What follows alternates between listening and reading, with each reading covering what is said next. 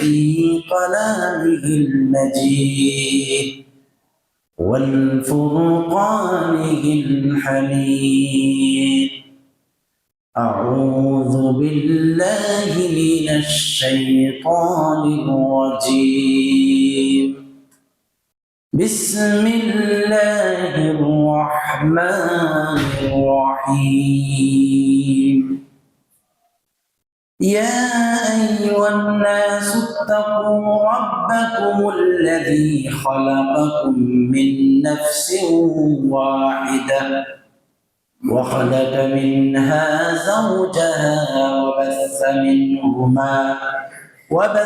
منهما رجالا كثيرا ونساء واتقوا الله الذي به والأرحام إن الله كان عليكم رقيبا.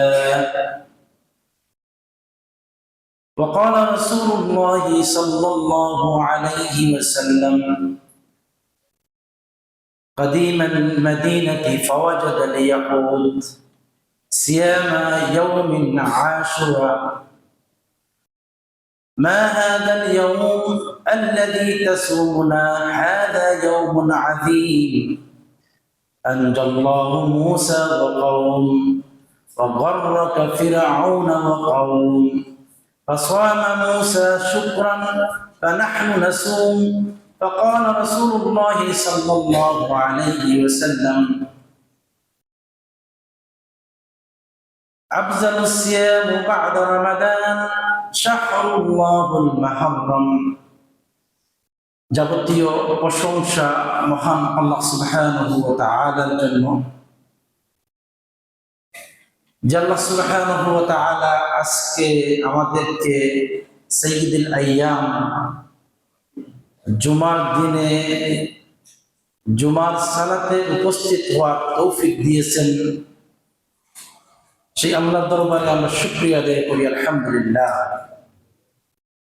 দুরূদ ও সালাম বর্ষিত হোক মুহাম্মদ রাসূলুল্লাহ সাল্লাল্লাহু আলাইহি ওয়াসাল্লামের প্রতি। আল্লাহুম্মা সাল্লি আলাইহি আল্লাহুম্মা বারিক আলাইহি। আজকে আমরা বর্তমানে যেই মাসে আমরা অতিক্রম করছি, বর্তমান যেই মাস, এই মাসটা হচ্ছে গিয়ে মুহররম মাস। আল্লাহ সুবহানাহু ওয়া তাআলা আমাদেরকে ইন্না ইদ্দাতাশ শুহুরি ইনদাল্লাহি 12 শাহর, মোট গণনার দিক থেকে 12টি মাস আমাদেরকে দিয়েছেন। في كتاب الله يوم خلق السماوات والأرض منها أربعة حرم। জমিন সৃষ্টি হওয়ার পর থেকে আল্লাহ তাআলা আমাদেরকে 12টি মাস দিয়েছেন। 12টি মাসের মধ্য থেকে আল্লাহ তাআলা 4টি মাসকে সম্মানিত করেছেন। 4টি মাসের মধ্য থেকে একটি মাস হচ্ছে গিয়ে আরবি বৎসরের প্রথম মাস। আরবি বৎসরের প্রথম মাস মুহররম মাস। মুহররম মাস গুরুত্বপূর্ণ একটি মাস। যখন রমাদান মাসের সিয়াম ফরজ ছিল না, তখন মুহররম মাসের সিয়াম ফরজ ছিল। আল্লাহ তাআলা বলেছেন, ইয়া আইয়ুহাল্লাযীনা আমানু, হে ঈমানদারগণ, কুতিবা আলাইকুমুস সিয়াম, তোমাদের উপরে সিয়াম ফরজ করা হয়েছে, কামা কুতিবা আলাল্লাযীনা মিন ক্বাবলিকুম, যেইভাবে তোমাদের পূর্ববর্তী লোকদের উপরে সিয়াম ফরজ ছিল। পূর্ববর্তী লোকদের উপরে কোন সিয়াম ফরজ ছিল? মুহররম মাসের সিয়াম ফরজ ছিল। এজন্য রাসূলুল্লাহ সাল্লাল্লাহু আলাইহি ওয়াসাল্লাম বলেন, আফদালুস সিয়াম বা'দা রমাদান শাহরুল্লাহুল মুহররম।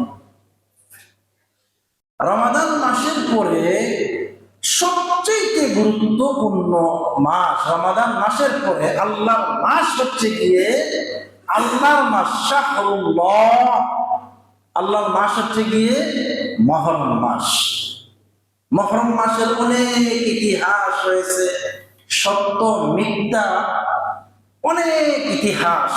আমরা মিথ্যার দিকে যাব না। মুহররম মাস হচ্ছে গিয়ে প্রথমে আল্লাহর মাস, ফজিলতের মাস, সম্মানিত মাস, এবং এক সময় এই মাসের সিয়াম ফরজ ছিল। এই মাসে আল্লাহ সুবহানাহু ওয়া তাআলা মূসা আলাইহিস সালাতু ওয়াস সালামকে মুক্ত করেছেন। কার কবল থেকে? ফেরাউনের কবল থেকে। আর ফেরাউনকে আল্লাহ তাআলা কি করেছেন? ধ্বংস করেছেন, পানিতে চুবিয়ে হত্যা করেছেন। এই মাস হচ্ছে গিয়ে সেই মাস। রাসূলুল্লাহ সাল্লাল্লাহু আলাইহি ওয়াসাল্লাম যখন মক্কা থেকে মদিনাতে আসলেন, আসার পরে দেখলেন যে ইহুদিরা এই মাসের 10ই মুহররম আশুরার দিন, এই দিন তারা কি করতেছে? রোজা রাখতেছে। 10ই মুহররম, 10ই মুহররম আশুরার দিন মুসলমানও রোজা রাখে, ইহুদিরাও রোজা রাখে, এবং শিয়ারাও রোজা রাখে। শিয়ারাও রোজা রাখে। এক একজনের নিয়ত এক এক রকম। মুসলমানের নিয়ত হচ্ছে গিয়ে মূসা আলাইহিস সালাতু ওয়াস সালামকে আল্লাহ সুবহানাহু ওয়া তাআলা ফেরাউনের কবল থেকে রক্ষা করেছেন, সেই জন্য মূসা আলাইহিস সালাতু ওয়াস সালাম শুকরিয়াতান সিয়াম রেখেছেন, সেই জন্য একজন মুসলিম সে সিয়াম রাখে। একজন ইহুদি সেও সেই হিসাবে সিয়াম রাখে, যে মূসা আলাইহিস সালাতু ওয়াস সালাম আজকে মুক্ত হয়েছেন, সেই জন্য তারাও সিয়াম রাখে। সেই জন্য রাসূলুল্লাহ সাল্লাল্লাহু আলাইহি ওয়াসাল্লাম বলছেন, কাদিমাল মাদিনাতি ফাওয়াজাদাল ইয়াহুদ, মদিনাতে প্রবেশ করেই দেখলেন ফাওয়াজাদাল ইয়াহুদ সিয়ামা ইয়াউমিন আশুরা, ইহুদিরা আশুরার দিন সিয়াম রাখতেছে। আল্লাহ রাসূল প্রশ্ন করলেন, মা হাযাল ইয়াউম, আজকের দিনটা কি, এমন কি তোমরা আজকের দিন কেন সিয়াম রাখতেছো, এমন কি? তারা বলল, হাযা ইয়াউমুল আযীম, আজকের দিন আমাদের কাছে সর্বশ্রেষ্ঠ দিন। মানে তাদের কাছে এর থেকে শ্রেষ্ঠ দিন হতেই পারে না। তাদের কাছে সর্বশ্রেষ্ঠ দিন হচ্ছে গিয়ে হাযা ইয়াউমুল আযীম, এই দিনটাই হচ্ছে গিয়ে তাদের কাছে সর্বশ্রেষ্ঠ দিন। কেন সর্বশ্রেষ্ঠ দিন? তারা বলছে, আনজাল্লাহু মূসা ওয়া কওম, আজকের এই দিনে মূসা আলাইহিস সালাতু ওয়াস সালাম ও ওনার অনুসারীরা মূসার কওমকে আল্লাহ সুবহানাহু ওয়া তাআলা রক্ষা করেছেন, মুক্ত করে দিয়েছেন। কার কবল থেকে? ফিরআউনের কবল থেকে। আনজাল্লাহু মূসা ওয়া কওম ওয়া বাররাকা ফিরআউন ওয়া কওম, এবং ফিরআউন ও তার কওমকে আল্লাহ তাআলা পানিতে চুবিয়ে হত্যা করেছেন। পানিতে চুবিয়ে হত্যা করেছেন। ইতিহাস জানেন, মূসা আলাইহিস সালাতু ওয়াস সালাম যখন সাগর পাড়ি দিবেন তখনই মারাঠি রাস্তা হয়ে গেল। মূসা আলাইহিস সালাতু ওয়াস সালাম যখন চলে গেলেন তখন ফিরআউন তার দলবল নিয়ে গেল। আল্লাহ সুবহানাহু ওয়া তাআলা এই সমুদ্রের মধ্যেই ফিরআউন সহ তার অনুসারীদেরকে হত্যা করেছেন। আমরা মনে করি ফিরআউন একজন, কিন্তু একজন মোটেও না, তাদের একটা কওম, এদেরকে সবাইকেই বলে ফিরআউন। মূলত এই কওম, ফিরআউনের যত গোষ্ঠী ছিল, একসাথে যারা ছিল, সবাইকে আল্লাহ তাআলা গাররাকা ফিরআউন ওয়া কওম, তাদেরকে একসাথে হত্যা করেছে। ফাসামা মূসা শুকরা, মূসা আলাইহিস সালাতু ওয়াস সালাম আল্লাহর কাছে শুকরিয়াটা সিয়াম রেখেছেন। আল্লাহর কাছে শুকরিয়াটা সিয়াম রেখেছেন, এত খুশি। সেই জন্য মূসা আলাইহিস সালাতু ওয়াস সালাম খুশি হয়ে সিয়াম রেখেছেন। আমরা বর্তমানে খুশির কোন সংবাদ শুনলে আমরা আল্লাহ শুকরিয়া আদায় করি না। অথচ শুকরিয়ার অন্যতম একটি মাধ্যম হচ্ছে গিয়ে শুকরিয়া তার সিজদা। আমরা কপাল পুরা সেই সিজদাটা পর্যন্ত আমরা দিতে পারি না। অথচ সিজদা দেওয়ার প্রয়োজন। আরব দেশগুলোতে যখন দেখি কোনো আরবি হঠাৎ কোনো একটা ভালো সংবাদ পেয়েছে, যেভাবে আছে, যেই লেবাসে আছে সেইভাবেই মাটিতে পড়ে যাচ্ছে, শুকরিয়া আদায় করছে। কিন্তু আমাদের দেশে এটা খুবই কম। আমরা শুকরিয়া দান সিজদা আল্লাহর দরবারে আদায় করি না। আমাকে আল্লাহ তাআলা একটা ছেলে সন্তান দিয়েছেন, আল্লাহর দরবারে শুকরিয়া দান সিজদা দিতে হবে। সিজদা আমাদের দেশে নামাজের পরে সালাম ফিরানোর পরে আসসালামু আলাইকুম রাহমাতুল্লাহ, আসসালামু আলাইকুম রাহমাতুল্লাহ চলে যাবে, তখন একটা সিজদা দিয়ে তারপরে বেরোবে। হাদিস নাই, কিচ্ছু নাই, বেদাত। রাসূল সাল্লাল্লাহু আলাইহি ওয়াসাল্লাম করেন নাই, সাহাবায়ে কেরাম করেন নাই, কিন্তু এটা বাংলাদেশে চলতেছে। বাঙালি পাকিস্তানি এই সিজদাটা অতিরিক্ত এই সিজদাটা দেয়। অথচ সিজদা যেখানে দেওয়ার কথা ছিল শুকরিয়াতান সিজদা, সেটা থেকে সে বিরত হয়েছে, সে বঞ্চিত হয়েছে। অবশ্যই ইনশাআল্লাহ কোনো খুশির সংবাদ আসলে অবশ্যই শুকরিয়াতান সিজদা দিবেন ইনশাআল্লাহ। মুসা আলাইহিস সালাতু ওয়াস সালাম ফাসামা মুসা শুকরান, উনি সিয়াম রাখলেন, শুকরিয়াতান সিয়াম রাখলেন, এবং ওনার কওমরাও সেই দিন সিয়াম রেখেছিল।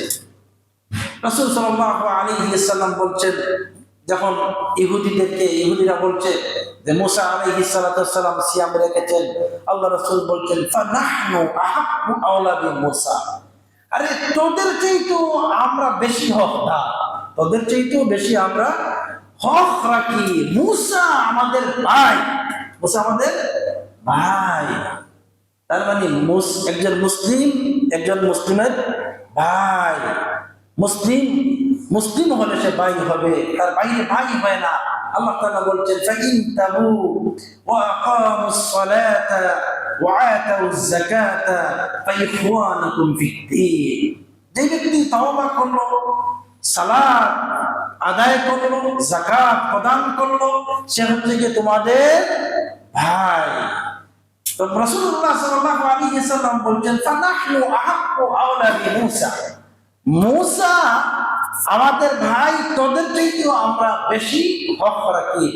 রাসূলুল্লাহ সাল্লাল্লাহু আলাইহি ওয়াসাল্লাম সিয়াম রাখলেন এবং সাহাবায়ে কেরাম রাদিয়াল্লাহু তাআলা আনহুমা ওনারা সিয়াম রাখলেন। ওয়া আমারনা বিসিয়াম, এবং বললেন আমি যদি আগামী বছর জীবিত থাকি তাহলে আমি সিয়াম রাখবো দুইটি। কয়টি? দুইটি সিয়ামের মধ্য থেকে একটা হচ্ছে গিয়ে ইহুদিদের বিরোধিতা করার জন্য। অন্য হাদিস রয়েছে, আল্লাহ রাসূল বলেন মান তাশাব্বাহা বিকাউমিন ফাহুয়া মিনহুম, তোমরা ইহুদিদের বিরোধিতা করো, ইহুদিদের কোনো কিছু তাদের সাদৃশ্যগুলো গ্রহণ করো না। এই জন্য সিয়াম রাখতে হবে কয়টা? দুইটা। কেউ যদি মনে করে যে আমি 10 তারিখ রাখবো, 9 তারিখ রাখবো, এটা রাখতে পারবে। আবার কেউ মনে করে না আমি 10 রাখবো, 11 রাখবো, তাও পারবে, কোনো সমস্যা নেই। কেউ যদি 9, 10, 11 তিনটাও রাখতে চায়, সেও চাইলে রাখতে পারবে। যদি কারো সিয়াম রাখার কোনো ক্ষমতা নাই, একটা লোকে রাখতে পারতেছে না, তাহলে একটা পর্যন্ত একটা রাখবে, অন্তত পক্ষে একটা রাখলে যদি দেখা যায় সে পারতেছে না, সে দুইটা পারতেছে না, অন্তত পক্ষে একটা রাখতে হবে ইনশাআল্লাহ। রাসূলুল্লাহ সাল্লাল্লাহু আলাইহি ওয়াসাল্লাম বলছেন, কেউ যদি আশুরার দিন সিয়াম রাখে, আল্লাহ রাসূল বলছেন সিয়ামু ইয়াউমিন আশুরা আহতাসিবু আলাল্লাহ, আমি আল্লাহর কাছে আশা করছি কেউ যদি আশুরার দিন সিয়াম আদায় করে এই ইউকাফিরা সানাতাল্লাতী কাবলাহু, তার পূর্বে 1 বছরের গুনাহ খাতাকে আল্লাহ সুবহানাহু ওয়া তাআলা মাফ করে দিবেন। সুবহানাল্লাহ। অতএব আশুরার দিন সিয়াম রাখবেন ইনশাআল্লাহ। আশুরার দিন আগামী শনি এবং রবিবার দিন হচ্ছে কি আশারা, অর্থাৎ 10 তারিখ, আর শনিবার হচ্ছে গিয়ে 9 তারিখ। আগামী কালকে এবং পরশু। তো ইনশাআল্লাহ সিয়াম রাখবেন, আল্লাহ তাআলা যেন সিয়াম রাখার তৌফিক দান করেন। সিয়াম শিয়ারাও রাখে। আমাদের দেশের এক শ্রেণীর সুন্নি নামের কিছু মুসলিম বসবাস করে, তাদেরকে আমরা সুন্নি বলি না, তারা নিজেকে আহলে সুন্নাত ওয়াল জামাত বলে, তারাও সিয়াম রাখে। তারাও কিন্তু নিজেকে মুসলিম দাবি করে, কিন্তু আপনি তাদেরকে প্রশ্ন করবেন কেন সিয়াম রাখছেন আজকে, বলবে হুসাইন রাদিয়াল্লাহু তাআলা আনহু কারবালাতে শহীদ হয়েছেন সেই জন্য রাখছে। তার মানে মুসলিমদের মধ্যে একটা পার্ট, হুসাইন রাদিয়াল্লাহু তাআলা আনহু শহীদ হয়েছেন সেই জন্য তারা সিয়াম রাখে। আবার শিয়ারা কি জন্য রাখে? এই হুসাইন রাদিয়াল্লাহু তাআলা আনহুকে হত্যা করা হয়েছে সেই জন্য তারাও সেই দিন সিয়াম আদায় করে। শহীদ হুসাইন রাদিয়াল্লাহু তাআলা আনহু শহীদ হওয়ার আগে আর কোন সাহাবী শহীদ হন নাই? হামজা রাদিয়াল্লাহু তাআলা আনহু রাসূলুল্লাহ সাল্লাল্লাহু আলাইহি ওয়াসাল্লামের চাচা, উনি সহ 70 জন সাহাবী উহুদের ময়দানে রাসূলুল্লাহ সাল্লাল্লাহু আলাইহি ওয়াসাল্লাম আহত হয়েছেন এবং 70 জন সাহাবী ওই দিন শহীদ হয়েছিলেন। রাসূলুল্লাহ সাল্লাল্লাহু আলাইহি ওয়াসাল্লামের আপন চাচা হামজা রাদিয়াল্লাহু তাআলা আনহু উনি শহীদ হয়েছেন, ওনার কলিজা বের করে মুশরিকরা চিবিয়ে চিবিয়ে খেয়েছে, কিন্তু কোনোদিনও শহীদ হামজা রাদিয়াল্লাহু তাআলা আনহু কেউ বলে না, এই দিন নিয়ে কেউ কোনো দিবস বানায় নাই। এরপরে উসমান রাদিয়াল্লাহু তাআলা আনহুকে হত্যা করা হয়েছে, ওমর ইবনুল খাত্তাব রাদিয়াল্লাহু তাআলা আনহুকে হত্যা করা হয়েছে, এই দিনগুলা কোনোদিনও কেউ সুখ পালন করে নাই। রাসূলুল্লাহ সাল্লাল্লাহু আলাইহি সাল্লামের আমরা হুসাইন রাদিয়াল্লাহু তাআলা আনহুর বিরোধিতা করছি না। হুসাইন রাদিয়াল্লাহু তাআলা আনহু বলে যান নাই যে তোমরা আমার মৃত্যুর পরে আমাকে নিয়ে একটা দিবস বানাও, এটা উনি বলেন নাই। এটা তো বানিয়েছে শিয়ারা। শিয়ারা বানিয়েছে রাসূলুল্লাহ সাল্লাল্লাহু আলাইহি সাল্লামের মৃত্যু হচ্ছে 11 হিজরিতে, আর কারবালার যুদ্ধ কত হিজরিতে হয়েছে? 61 হিজরিতে। কত বছর পরে? 50 বছর পরে কারবালার যুদ্ধ হয়েছে। সংক্ষিপ্ত ভাবে কারবালার ইতিহাস কেন ছোট বড় সবাই জানেন, যাতে করে আজকের বিষয়টা হচ্ছে কি আশুরা, মহরম এইগুলো নিয়ে। হুসাইন রাদিয়াল্লাহু তাআলা আনহুকে কারবালাতে হত্যা করা হয়েছে। কারা হত্যা করছে? কে হত্যা করেছে? শিয়ারাই হত্যা করেছে। আপনি শিয়াদেরকে চিনেন? শিয়া কারা? দুনিয়ার মধ্যে সবচাইতে মুসলমানের প্রধান শত্রু যদি হয়ে থাকে তাহলে শিয়ারাই হয়েছে। আপনারা জানেন না হয়তো। সিরিয়া ধ্বংসের পিছনে কারা? শিয়া। ইরাক ধ্বংসের পিছনে কারা? শিয়া। ইয়ামান ধ্বংসের পিছনে কারা? শিয়া। ইয়ামানের মুসলমানদেরকে যারা সুন্নি, আমি সুন্নি আর শিয়া বলছি না, শিয়া গুলো মুসলমান হতেই পারে না। সুন্নি আর শিয়া এখানে বলে পার্থক্য করবেন না। মুসলমান এবং শিয়া, এই ইয়ামানের শিয়ারা মুসলমানদের বাচ্চাদের কলিজা বের করে করে চিটিয়ে চিটিয়ে খেয়েছে। আপনারা জানেন কিনা? আরবদের সৌদি আরব, কুয়েত, আরব আমিরাত, কাতার সবাই মিলে ঐক্যবদ্ধ ভাবে তারা ইয়ামানের শিয়াদের সাথে যুদ্ধ করেছিল। ইতিহাস কয়েকদিন আগেই হয়েছে, যাই হোক এখনো চলতেছে একটু একটু করে।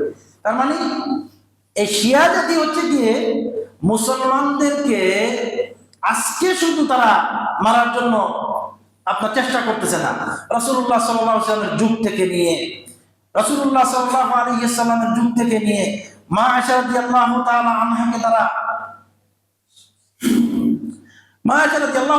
তারা একজন জিনাকারী মহিলা মনে করে, আবু বকর রাদিয়াল্লাহু তাআলা আনহুকে তারা কাফির মনে করে, উমর ইবনে খাত্তাব রাদিয়াল্লাহু তাআলা আনহুকে তারা কাফির মনে করে, উসমান রাদিয়াল্লাহু তাআলা আনহুকে তারা কাফির মনে করে। একজন মুসলিম হতে হলে আমরা শাহাদাত পাঠ করে মুসলিম করি, আরেকজন শিয়া হতে হলে শাহাদাত দিতে হবে এই মর্মে আবু বকর, উমর, উসমান, আয়েশা, হাফসা লানাতুল্লাহি আলাইহি, এই মর্মে সাক্ষী প্রদান করতে হবে, তারপরে একজন শিয়া হতে হবে। আপনি তাকে কেমনে মুসলিম বলবেন? আপনি তার কেন এত ভালোবাসা দেখেন তার প্রতি? সে আপনার রাসূলের স্ত্রীকে জিনাকারিনী মহিলা বলে, বকরি জবাই করে বকরির উপরে আঘাত করে আর বলে এই আয়েশার উপরে আঘাত করতেছি। নাউজুবিল্লাহ। এত নিকৃষ্ট এই জাতি, এই শিয়া জাতি, তাদের চাইতে আমি মনে করি আর নিকৃষ্ট জাতি হতেই পারে না।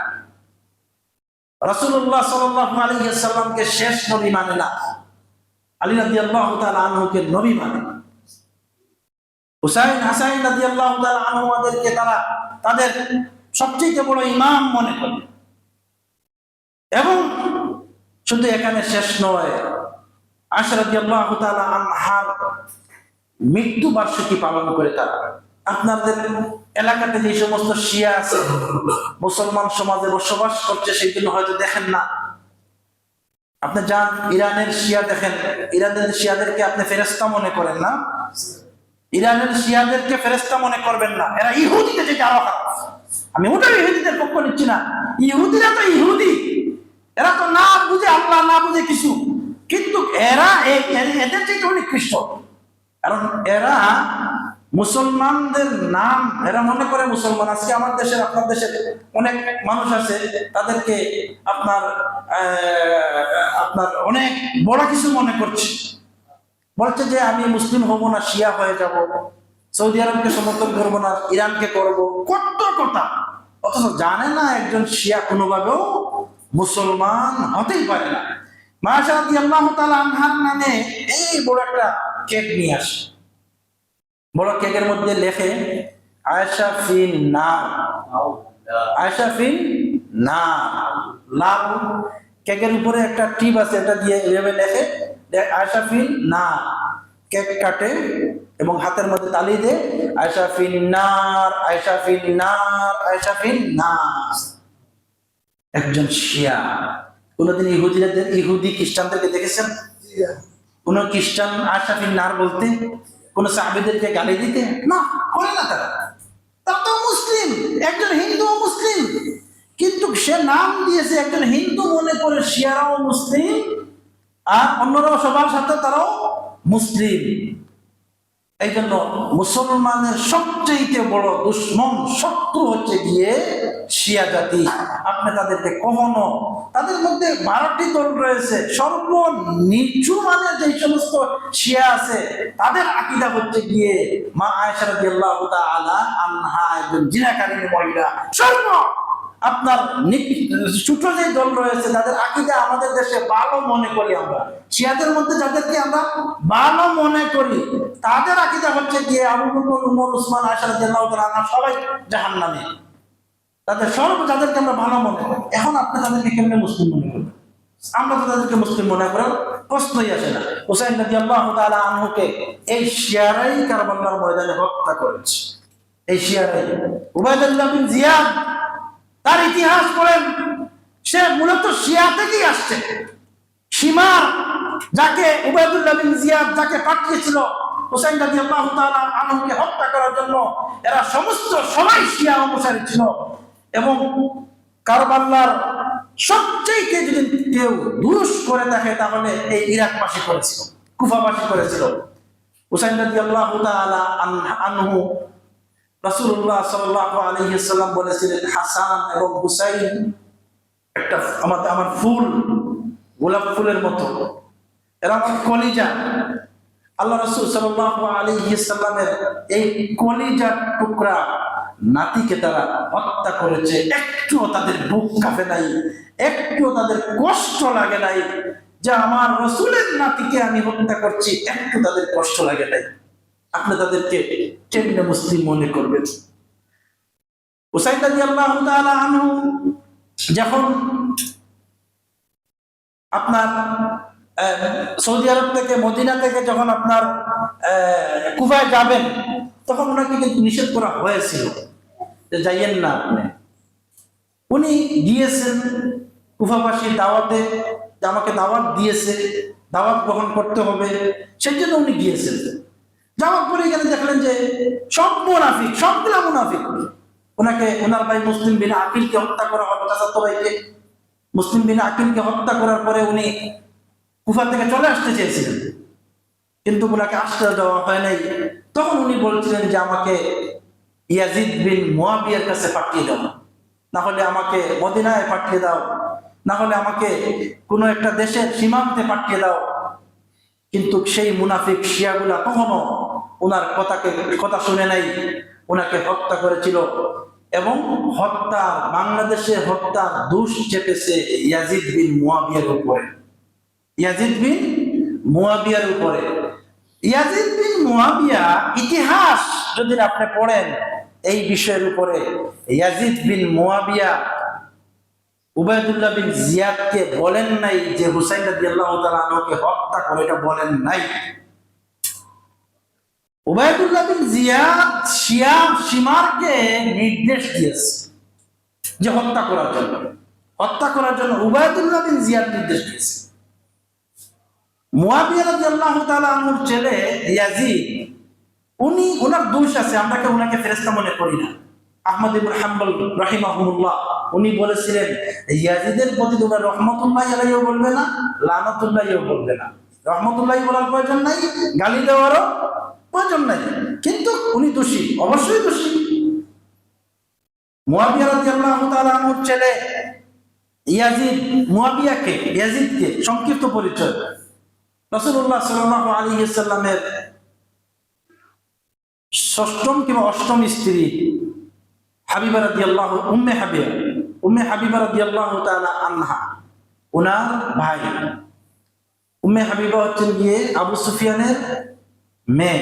আবু সুফিয়ান রাদিয়াল্লাহু তাআলা আনহু, একসময় আবু সুফিয়ান কাফির ছিলেন, পরে উনি মুসলিম হয়েছেন। আবু সুফিয়ান রাদিয়াল্লাহু তাআলা আনহু মেয়ে হচ্ছেন গিয়ে উম্মে হাবিবা। ওনার আগে একটা বিয়ে হয়েছিল, সেই জন্য উম্মে এই উপাধি দিয়ে ওনার নাম রাখা। উম্মে হাবিবা রাদিয়াল্লাহু তাআলা আনহা আপন ভাই হচ্ছেন গিয়ে মুয়াবিয়া রাদিয়াল্লাহু তাআলা আনহু। মুয়াবিয়া রাদিয়াল্লাহু তাআলা আনহু তাহলে রাসূল সাল্লাল্লাহু আলাইহি ওয়াসাল্লামের শালা, এই ক্ষেত্রে রাসূল সাল্লাল্লাহু শালা। মুয়াবিয়া রাদিয়াল্লাহু তাআলা আনহুর ছেলে হচ্ছেন গিয়ে ইয়াজিদ। রাসূলুল্লাহ সাল্লাল্লাহু আলাইহি ওয়াসাল্লামের নাতি হাসান রাদিয়াল্লাহু তাআলা আনহু, ওনার 6 মাস পর্যন্ত উনি আপনার খলিফার দায়িত্ব পালন করেছিলেন, 6 মাস। তারপরে হাসান রাদিয়াল্লাহু তাআলা আনহু পুরাটা দায়িত্ব দিয়ে দিলেন মুয়াবিয়া রাদিয়াল্লাহু তাআলা আনহুকে। মুয়াবিয়া রাদিয়াল্লাহু তাআলা আনহুকে উনি জীবিত থাকা অবস্থায় শাম এবং আফ্রিকার মানুষ ওনাকে বলল যে আপনি মারা যাওয়ার আগে আপনার ছেলে ইয়াজিদের উপরে আপনি দায়িত্ব দিবেন। এটা ছিল মূল ইতিহাস। ইয়াজিদ বিন মুয়াবিয়া দায়িত্ব নিবে, মুয়াবিয়া রাদিয়াল্লাহু তাআলা আনহু দায়িত্ব দিবেন ওনার কাছে। মুয়াবিয়া রাদিয়াল্লাহু তাআলা আনহু অনেক চিন্তা করলেন, কারণ এই সময়ে সাহাবীদের মধ্যে অনেক সাহাবী, আব্দুল্লাহ বিন জুবায়ের, আব্দুল্লাহ বিন আব্বাস, অনেক সাহাবী জীবিত ছিলেন, আব্দুল্লাহ বিন উমর জীবিত ছিলেন। এবং যখন হুসাইন রাদিয়াল্লাহু তাআলা আনহু কুফাতে যান, তখন আবু বকর রাদিয়াল্লাহু তাআলা আনহু ছেলে আব্দুর রহমান উনিও জীবিত ছিলেন। তারপরে 1 বছর পর উনি মারা গিয়েছেন। এর মধ্যে অনেকজন সাহাবী, বড় বড় সাহাবী জীবিত ছিলেন। আব্দুল্লাহ বিন জুবায়েরের মতো সাহাবী, আব্দুল্লাহ বিন উমরের মতো সাহাবী, আব্দুল্লাহ বিন আব্বাসের মতো সাহাবী, ওনারা জীবিত থাকা অবস্থায় মুয়াবিয়া রাদিয়াল্লাহু তাআলা আনহু কেন ইয়াজিদকে ক্ষমতা দিবেন, দায়িত্ব কেন দিবেন, এই নিয়ে সাহাবীদের মধ্যে কিছু একটা কথা কাটাকাটি হয়েছে এবং সিফফিনের একটা যুদ্ধ হয়েছে। মায়েশা রাদিয়াল্লাহু তাআলা আনহা এবং মুয়াবিয়া, আলী রাদিয়াল্লাহু তাআলা আনহু এবং মুয়াবিয়া রাদিয়াল্লাহু তাআলা আনহুর মধ্যে সিফফিনের একটা যুদ্ধ হয়েছে। তো এগুলা পিছনে মূল ইতিহাস যদি দেখেন তাহলে শিয়াদের হাত, সবকিছুর পিছনেই হচ্ছে গিয়ে শিয়াদের হাত।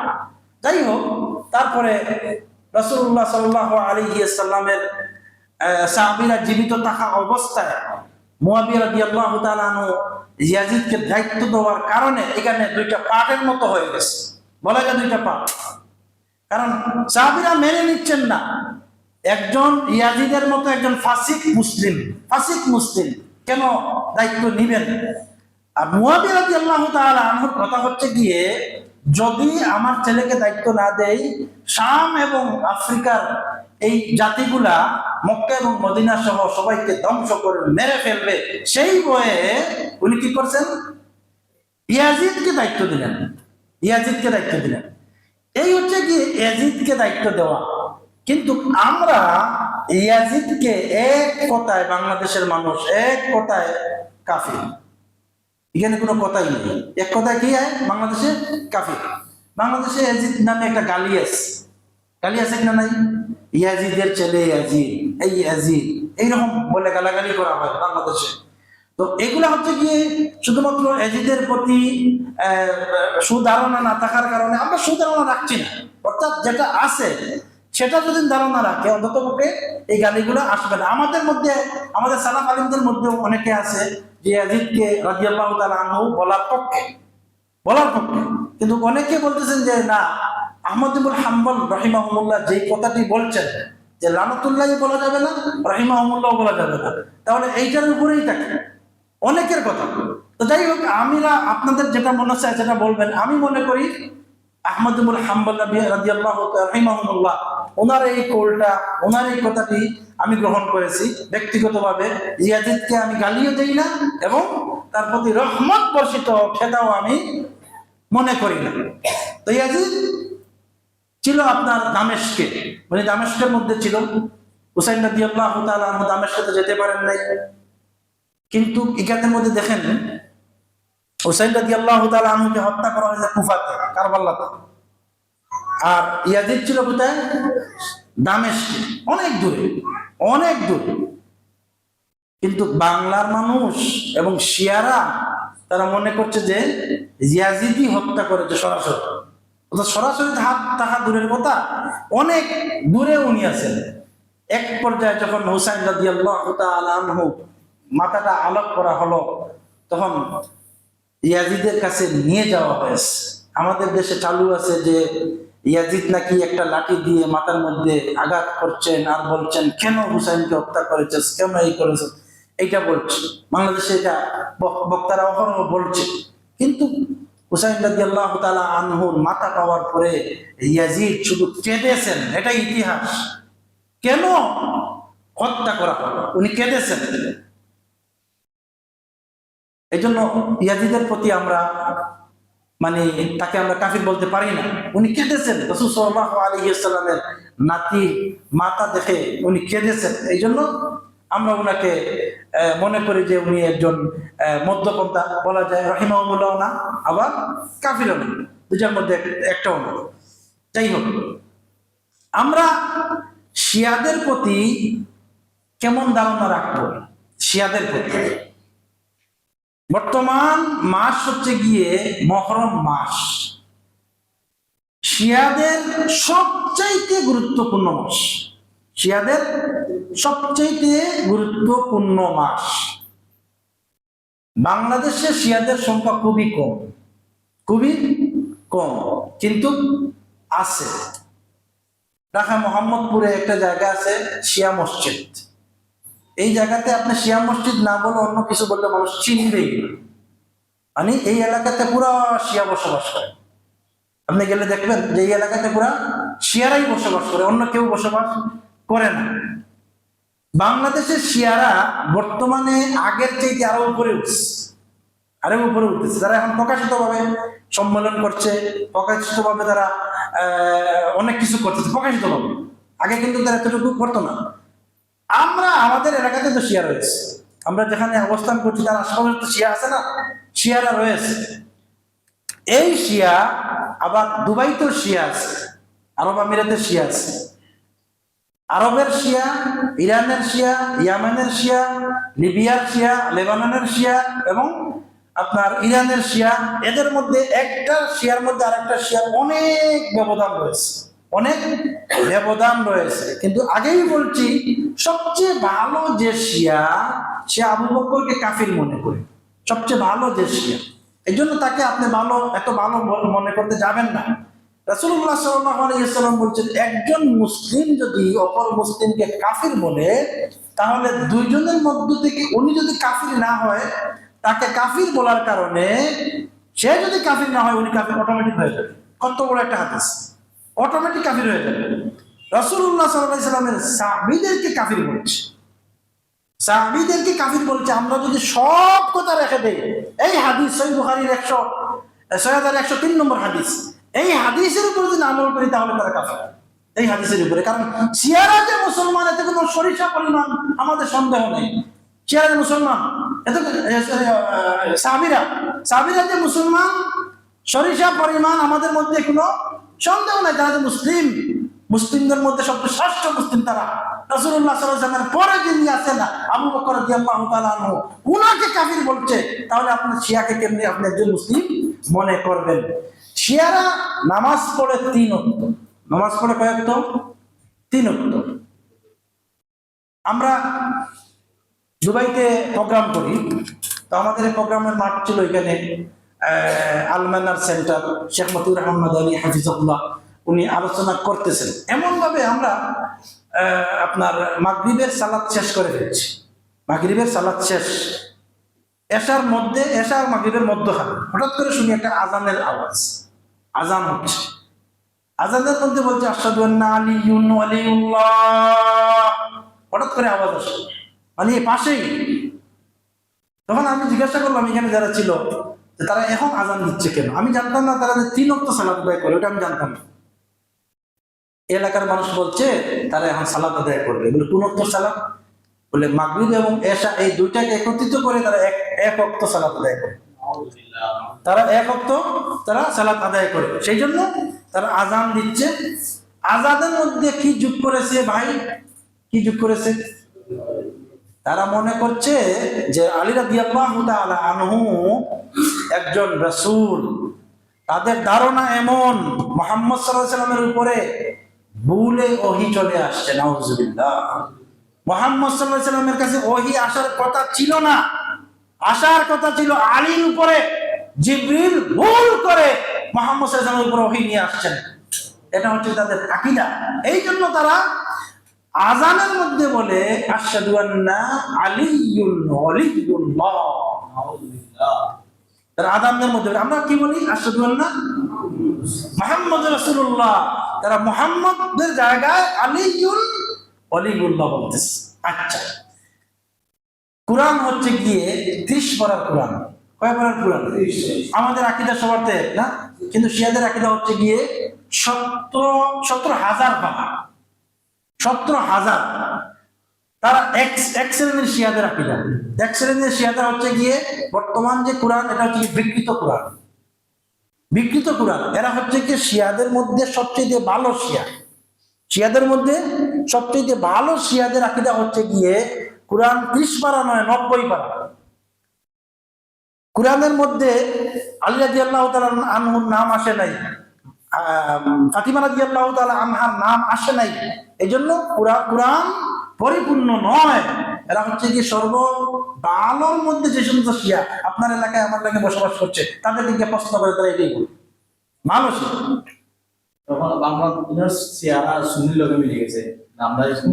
বাংলাদেশের যে সমস্ত সুন্নি রয়েছে, এরা হচ্ছে গিয়ে 2 শ্রেণীর সুন্নির মধ্যে 2 শ্রেণীর সুন্নি আছে।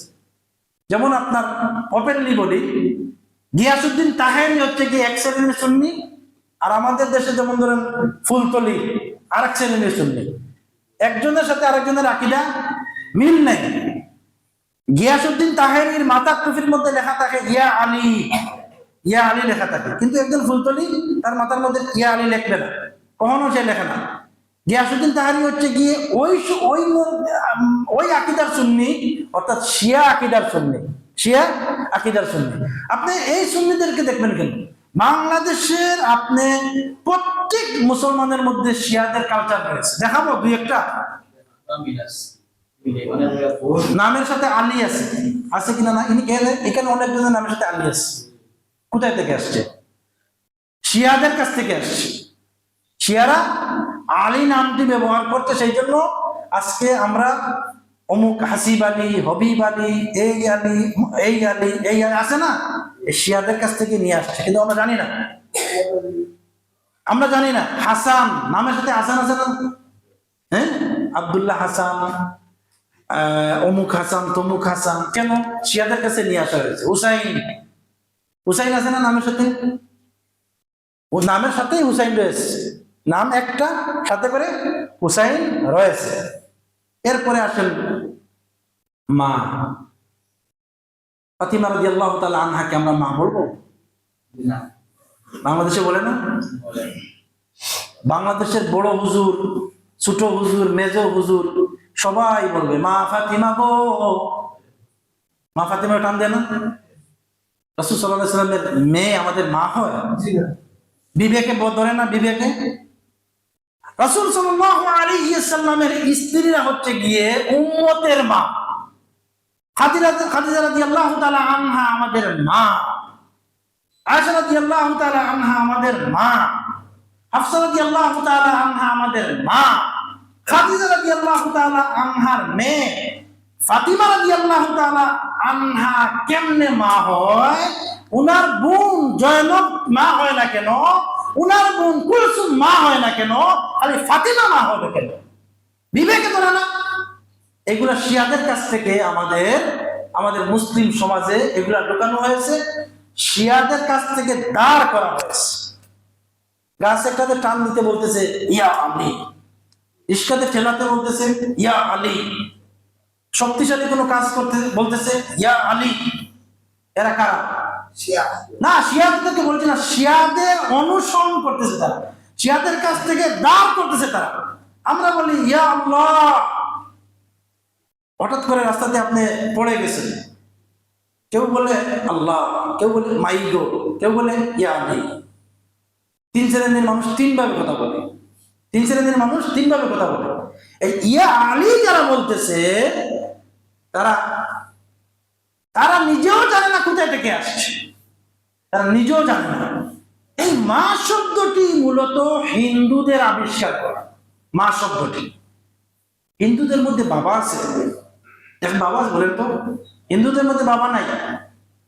মা দুর্গা, মা কালী, মা এই, মা সেই, সব হচ্ছে গিয়ে মা। আর মুসলমানদের মধ্যে কি আছে? বাবা আছে, অমুক বাবা তমুক বাবা, সব বাবায় পড়ে গেছে। হিন্দুরা মা নিয়েছে, আর মুসলমানের মধ্যে যেই সমস্ত মুরশিদি আকীদা, তারা একজন ল্যাংটা বা শরীরের মধ্যে কাপড় নাই তারাও কে বাবা বলে। আমাদের এই এলাকাতে একটা লোক ছিল, সে বসতে হাঁটতে বসতে শুধু গালি দেয়, গালি ছাড়া তার কোনো কথাই নেই।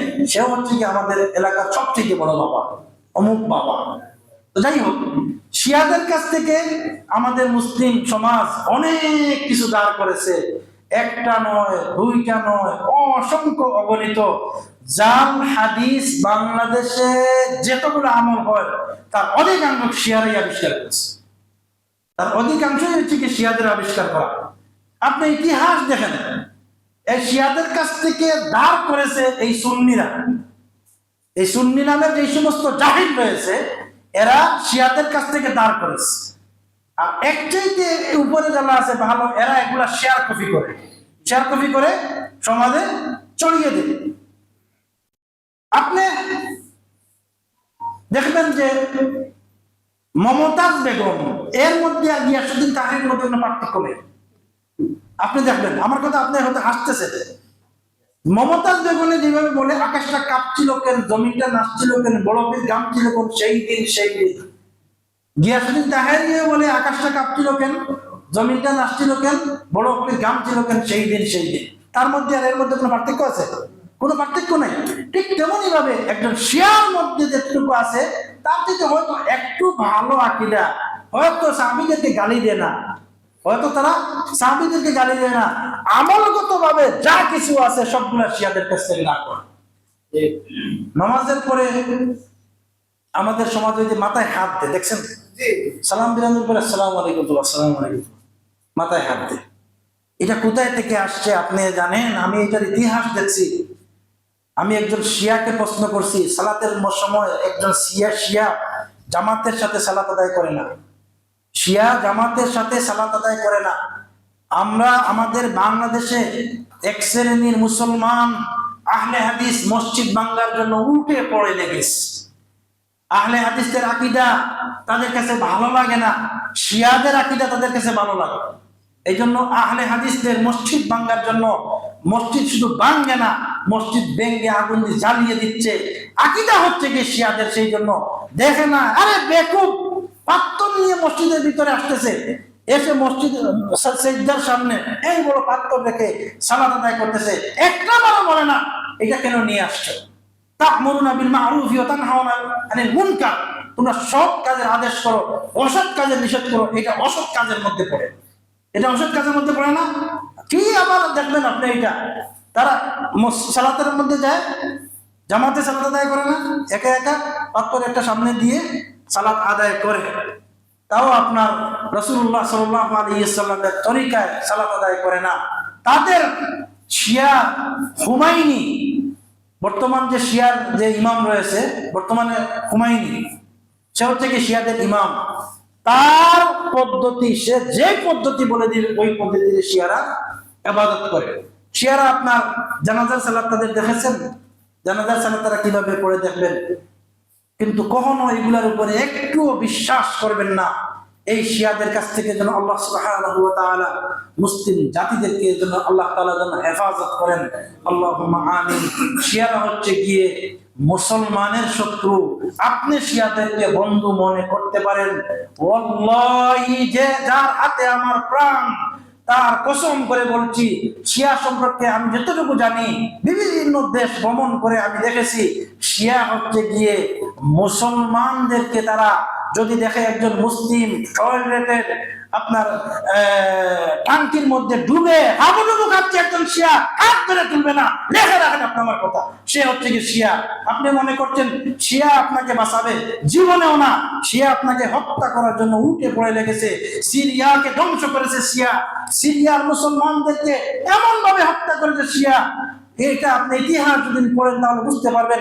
ইরাককে ধ্বংস করেছে শিয়া, ইরাকের মতো দেশকে একেবারে ধ্বংস করে ইহুদিদের হাতে দিয়ে দিয়েছে শিয়া। ইরাক কারা চালায়? ইরাক আমেরিকা চালায় না? কারা দিয়েছে?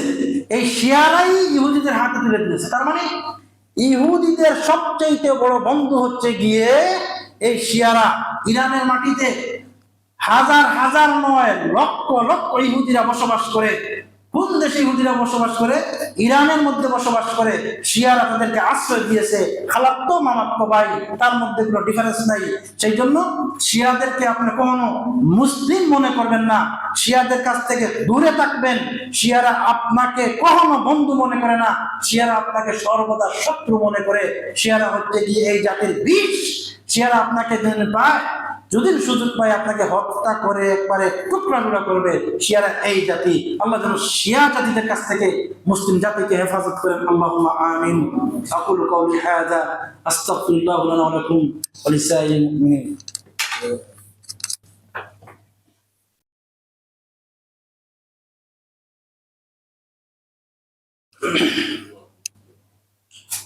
আলহামদুলিল্লাহ الحمد لله وحده والصلاة والسلام على من لا نبي بعده أما بعد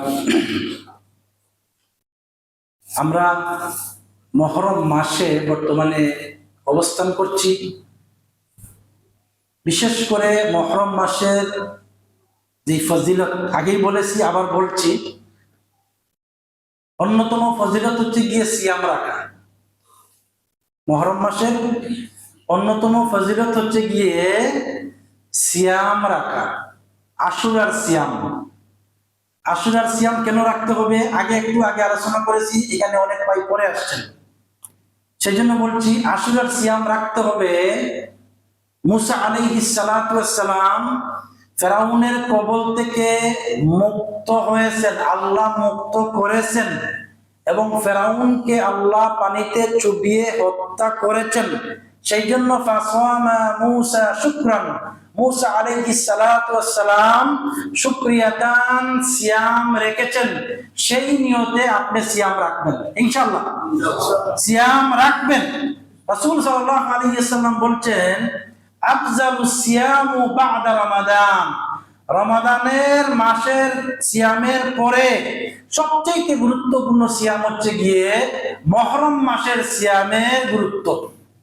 রাসূল সাল্লাল্লাহু আলাইহি ওয়াসাল্লাম বলছেন, কেউ যদি মুহররম মাসে সিয়াম রাখে, সিয়ামু ইয়াউমিন আশুরা আহতাসিবু আলাল্লাহ আন ইউকাফিরা সানাতাল্লাতী ক্বাবলাহু, কেউ যদি আশুরার দিন সিয়াম রাখে, ফজিলত হচ্ছে গিয়ে তার পূর্বের 1 বছরের গুনাহ মাফ করা হবে। সুবহানাল্লাহ, 1 বছরের গুনাহ। আপনি কত গুনাহ করেন দিনে এবং রাতে, একটু চিন্তা করেন।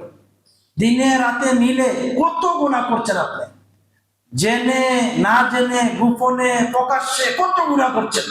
আল্লাহু আকবার। আল্লাহ যেন আমাদেরকে ক্ষমা করেন, আমিন। আল্লাহ যেন আমাদেরকে সমস্ত গুনাহ থেকে যেন হেফাজত করেন, আমিন। আপনি একটা সিয়াম রাখবেন 10 তারিখ, কত তারিখ? 10ই মুহররম রবিবার, 10ই মুহররম রবিবার। আরেকটা হচ্ছে গিয়ে 9ই মুহররম শনিবার। অর্থাৎ আজকে রাতে আপনি সাহরি খাবেন, আজকে যে রাতটা যাবে এই রাতে সাহরি খাবেন, শনিবারে সিয়াম রাখবেন ইনশাআল্লাহ। কষ্ট একটু হবে, একটু কষ্ট হবে, কিন্তু মনে রাখবেন এইটা যে আমি অনেক গুনাহ করতেছি, আল্লাহ যেন আমাকে এই সিয়ামের বিনিময়ে আমার গুনাহ মাফ করে দেন, এইটা মনে করে ইনশাআল্লাহ সিয়াম রাখবেন শনি এবং রবি। আপনি আলোচনা শুনে শুধু আপনার মধ্যে সীমাবদ্ধ রাখবেন না, দয়া করে আপনার পরিবারের মধ্যে গিয়ে এই বিষয়টা প্রচার করবেন। এটা কোনো আমি আমার ব্যক্তিগত কথা বলতেছি না, এটা হচ্ছে গিয়ে রাসূলুল্লাহ সাল্লাল্লাহু আলাইহি ওয়াসাল্লামের যুগ থেকে নয়, তার আগে থেকে। আমাদের উপর যখন রমাদানের মাসের সিয়াম ফরজ ছিল না, তার আগেই মুহররম মাসের সিয়াম ফরজ ছিল, তার আগে মুহররম মাসের সিয়াম ফরজ ছিল। যদি আজকে মুহররম মাসের ফরজ থাকতো, সিয়ামটা অবশ্যই বাধ্যতামূলক রাখতে হতো। যদি আপনার কোনো সমস্যা না হয়, অবশ্যই সিয়াম রাখবেন ইনশাআল্লাহ। আল্লাহ সুবহানাহু ওয়া তাআলা যেন আমাদেরকে এই সম্মানিত মাস, গুরুত্বপূর্ণ মাস মুহররম মাসের সিয়াম রাখার জন্য তৌফিক দান করেন। আল্লাহুম্মা আমিন। اللهم صل على محمد وعلى آل محمد كما صليت على إبراهيم وعلى آل إبراهيم إنك حميد مجيد.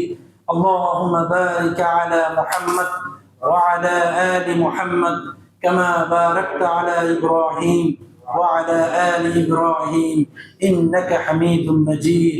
দুরূদটি পড়লাম, হয়তো অনেকের কাছে মজা লাগে নাই, এটাই হচ্ছে কি প্রকৃত দুরূদ। আর কোনো দুরূদ ইসলামে নাই, এই একটাই দুরূদ।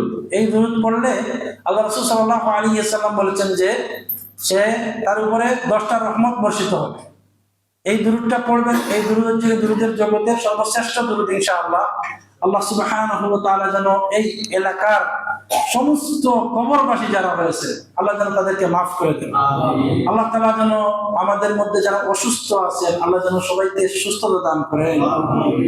বিশেষ করে, খাস করে আমাদের দেশের জন্য আমরা দোয়া করছি। আমরা প্রবাসী মানুষ, যখনই আমরা প্রবাস থেকে আমাদের ছেলে মেয়েদের জন্য দোয়া করি, তখন বাংলাদেশের মুসলমানদের জন্য দোয়া করি। যখনই আমরা মক্কাতে যাই, মদিনাতে যাই, আল্লাহর ঘরের সামনে যাই, নিজের জন্য দোয়া করলে বাংলাদেশের জন্য দোয়া করি। এই জন্য আমি সবসময় বলে থাকি, প্রবাসীদের বাংলাদেশের প্রতি সবচেয়ে বেশি মায়া। প্রবাসীদের, যে সমস্ত ভাই প্রবাসে বসবাস করে, তারা নিজের পরিবারের প্রতি যেইভাবে তাদের মায়া মহব্বত, এইভাবে দেশের প্রতিও সেইভাবে মায়া মহব্বত। আপনি আপনার কেউ যদি প্রবাসে থাকে, তাকে জিজ্ঞাসা করবেন, সে বলবে দেশের প্রতি কত মায়া। দেশের কোনো কিছু হলে মিডিয়াতে যখন যায়, তখন সবাই এখান থেকে বসে দোয়া করে আল্লাহর কাছে, আল্লাহ তাআলা যেন আমাদের দেশটাকে হেফাজত করেন, দেশের মানুষকে যেন আল্লাহ সুবহানাহু ওয়া তাআলা হেফাজত করেন।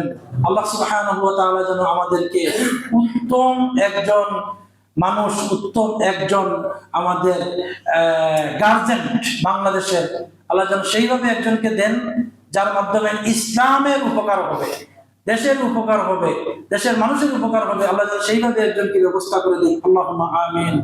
আল্লাহ সুবহানাহু ওয়া তাআলা যেন আমাদের মা বাবাকে যেন, যাদের জীবিত আছেন, আল্লাহ যেন হায়াতের মধ্যে বারাকা দান করেন, যাদের মারা গিয়েছেন, আল্লাহ যেন সবাইকে জান্নাতবাসী করেন। আল্লাহুম্মা আমিন। أقول قولي هذا أستغفر الله لنا ولكم فاستغفروه إنه هو الغفور الرحيم.